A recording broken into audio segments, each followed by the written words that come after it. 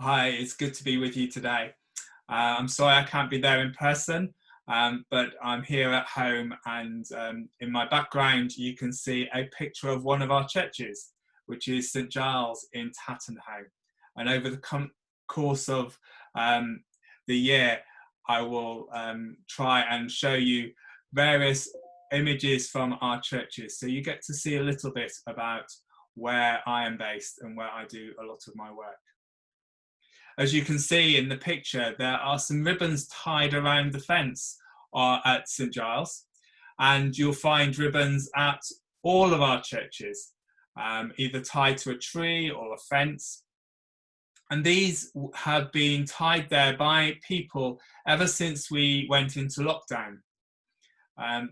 People are worried about, or were worried and are still worried and anxious about what is going on. And so we were encouraging people to come and tie ribbons of hope. Hope that all that's going on, that the future promises something better. So it's a bit like a prayer, if you like, for that people have been offering. But as you come back to school and begin what is the new, in some ways, a new normal, I'm sure that you are also a bit anxious. Your parents are anxious, and I'm sure staff have been anxious as well about how things are all going to work. And it's fairly normal for us to be worried. We all worry about different things at different times in our lives. The important thing, though, is that we don't let those worries and anxieties get on top of us, but that we share them so that we realize that we're not the only ones who are feeling anxious or worried, and that we find someone who will listen to us, whom we trust, to share those things with, because then those worries don't get too heavy for us, but that we can manage all that's going on. So today I thought I would share with you a story, one of my favourite stories. It's called The Huge Bag of Worries.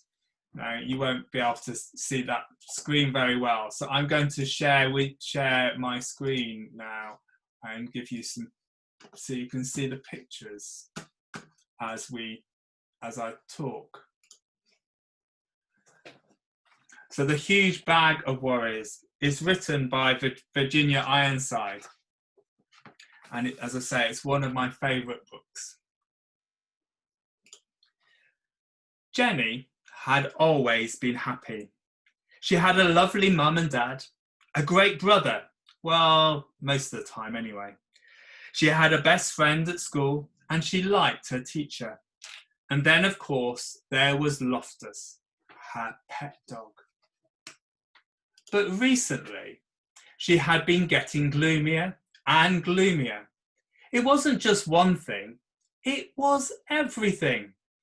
She was worried that she was getting too fat, that Loftus had fleas, and that her best friend was going away. She worried that she was getting bad marks at school, and she thought she heard someone whispering about her in the playground.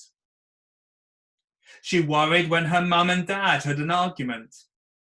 She even worried about wars and bombs, until one day she woke up to find a huge bag of worries.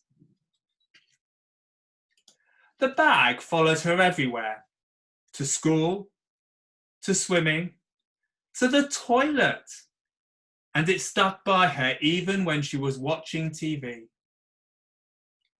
She tried ignoring it, but it didn't work. She tried throwing it away, but it always came back.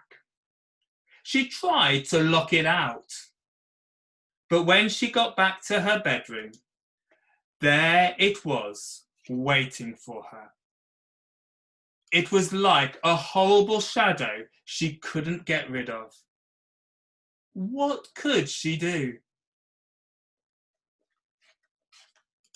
She asked her brother for help, but he was busy with his computer game, and all he said was, "I don't know what you're talking about. I don't have any worries." After that, she didn't feel like asking anyone else. She knew she'd only feel stupid. Mum would probably say, "You've got no worries that I can see. You're a lucky girl. You've got your health, your friends, and your family. What more do you want?" So she decided not to tell her. Dad might know what to do, but then she thought again. No, Dad had enough worries of his own. She couldn't ask him. Every day, things got worse. The bag got bigger and bigger and bigger. She couldn't sleep because it kept tossing and turning beside her all night. To make matters worse, the bag dragged around her feet so much that when she was walking to school, she was late and the teacher was cross. Jenny couldn't tell her what had happened, and anyway, she knew what she would say. "You've got too many worries. In future, leave that bag at home." When Jenny told her best friend about the bag, she suggested that Jenny locked it in a cupboard and tried not to think about it. That's what I would do, she said. But it just didn't work. It wouldn't stay. Even Loftus couldn't help. He tried his best, of course, and barked like mad. But the bag stood its ground. One morning, when Jenny woke up, she got dressed and walked down the road. She had had enough.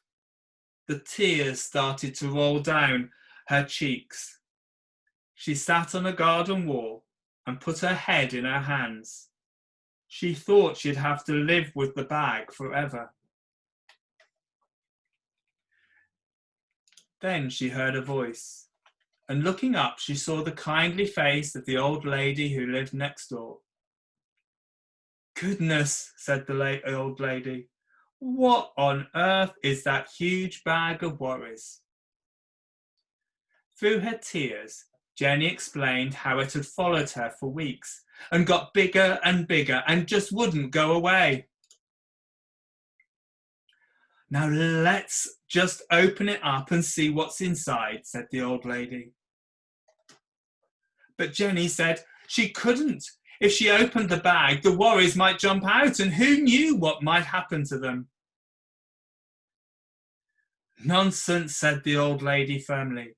"There's nothing to worry about. There's nothing a worry hates more than being seen. If you have any worries, however small, the secret is to let them out slowly, one by one, and show them to someone else. They'll soon go away." So Jenny opened the bag. The old lady sorted the worries into groups. Jenny was astonished to see how small they looked when they were out in the open. Half the worries disappeared because lots of worries just hate the light of day. As for the rest, the old lady put some in her shopping basket to deal with herself. Some she sent packing because she said they belonged to other people. Some she just blew a kiss at. And some she said were worries that everyone had. Even Jenny's family, her friends, and her teacher.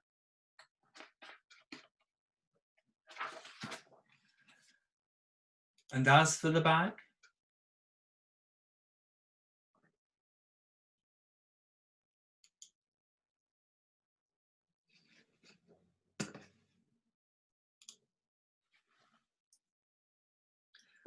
wow.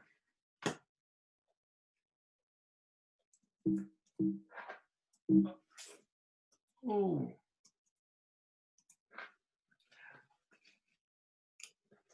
Sorry about that, a little technical hitch. So I wonder what you thought of that story. I wonder what you liked about that story.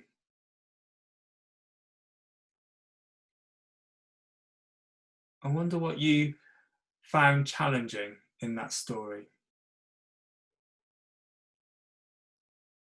And I wonder if you can relate to anything in that story and relate to Jenny. As I said at the beginning, all of us have worries. It's a natural thing to do. The important thing for us is to find someone whom we can share those worries and concerns with, so that they don't become too big and that we don't make ourselves ill. In the Bible, Jesus was talking to a huge crowd about life and taught many things. But one of the things he said was, do not worry. Do not worry. The birds of the air don't worry. The flowers in the fields don't worry. And God created them. And he created you. And God doesn't want you to worry too. So sometimes Christians share their worries by praying, by talking to God. Other people might share their worries by tying a ribbon on a tree or a fence, if they don't want to talk to someone about it. And others have a trusted friend who they can share how they're feeling with. I'm sure that in school there are plenty of people you can talk to about what is worrying you, and I encourage you to do that.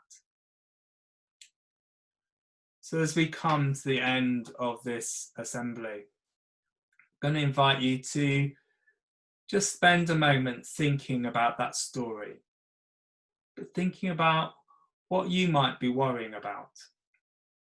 I've lit a candle here, which hopefully you can see.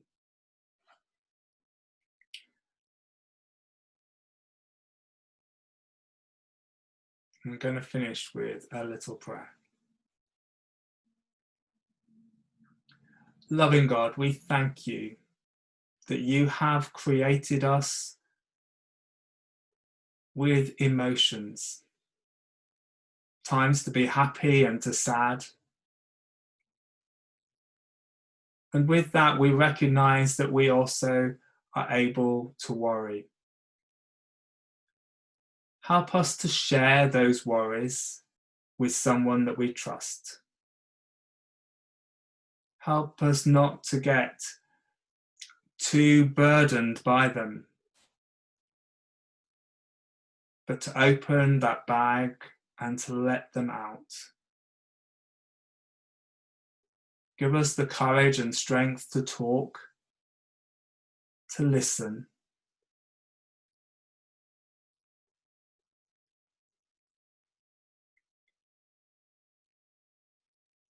And as we do so, may we feel that burden lifted off our shoulders, so that once again we can laugh. Amen. Thank you for listening, and I hope to see you at some point soon. But in the meantime, I hope to be with you soon, once again on video. Take care, enjoy your day, and see you soon.